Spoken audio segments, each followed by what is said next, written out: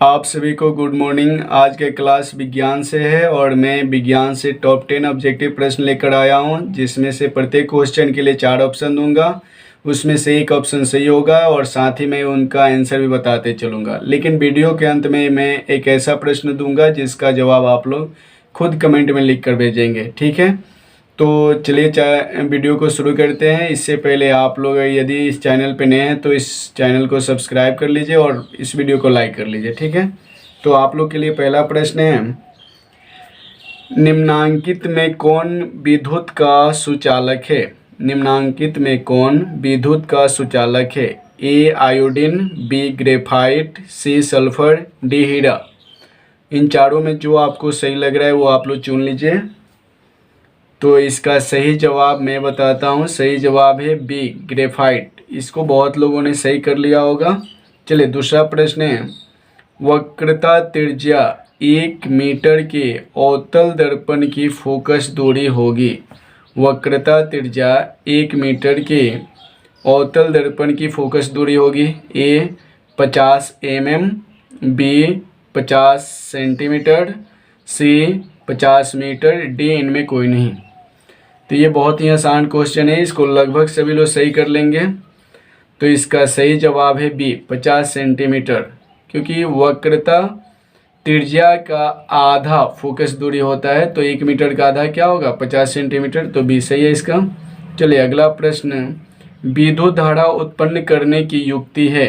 विद्युत धारा उत्पन्न करने की युक्ति है। ए जनित्र, बी मोटर, सी एमीटर, डी गैल्वेनोमीटर। तो इन चारों में आपको जो सही लग रहा है आप लोग चुन लीजिए। मैं इसका सही जवाब बता दूं, ए इसका सही जवाब है, यानी जनित्र।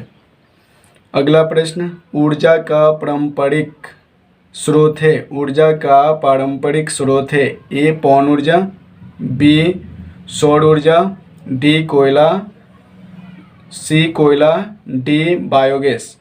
तो इन चारों में जो आपको सही लग रहा है आप लोग चुन लीजिए। इसका सही जवाब है कोयला, यानी ऑप्शन सी सही है। अगला प्रश्न, हमारे घरों में जो विद्युत आपूर्ति की जाती है वह है। हमारे घरों में जो विद्युत आपूर्ति की जाती है वह है।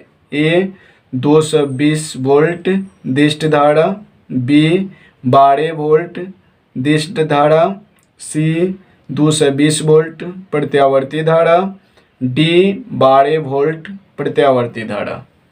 ठीक है, तो यहाँ ऑप्शन सी सही है, 220 वोल्ट प्रत्यावर्ती धारा।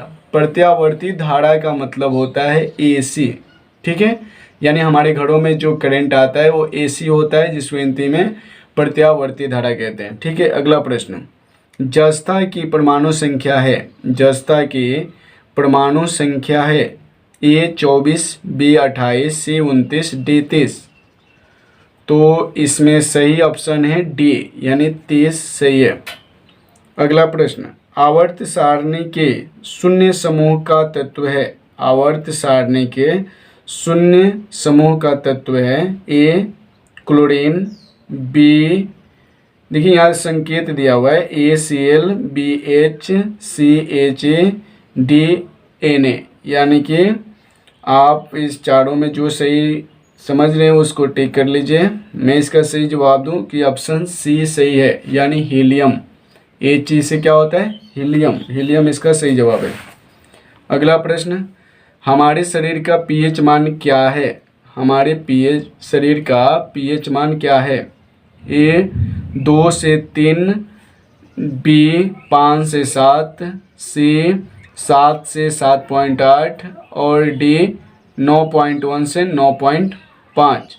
तो इन चारों में आप लोग को जो सही लग रहा है उसे चुन लीजिए। मैं इसका सही जवाब बता दूं, ऑप्शन सी सही है, यानी 7.0 से 7.8 सही है।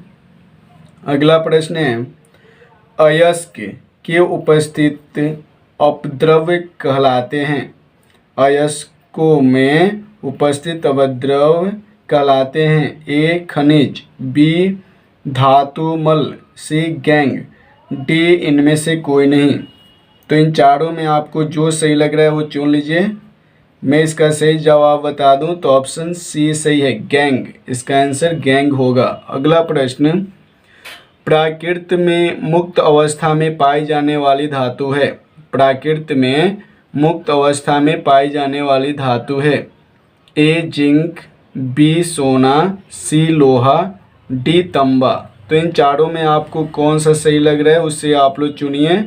अब मैं इसका सही जवाब बता दूं कि बी सोना सही है। ये प्राकृत में मुक्त अवस्था में पाया जाता है। ठीक है, तो इस तरह से हम लोगों ने टॉप 10 ऑब्जेक्टिव प्रश्न कर लिए। अब जो आपको मैं प्रश्न दूं इसका जवाब मैं नहीं बताऊंगा, आप लोग कमेंट में इसका जवाब लिखेंगे। तो प्रश्न है आप लोग के लिए, पौधों में जनन अंग कहाँ पाए जाते हैं? पौधों में जनन अंग कहाँ पाए जाते हैं? ए जड़ में, बी पुष्प में, सी तना में, डी फल में। तो इसका जवाब फटाफट आप लोग कमेंट में लिखिए और भेजिए मुझे। ठीक है, तो इस तरह से आज का क्लास यही समाप्त होता है। धन्यवाद।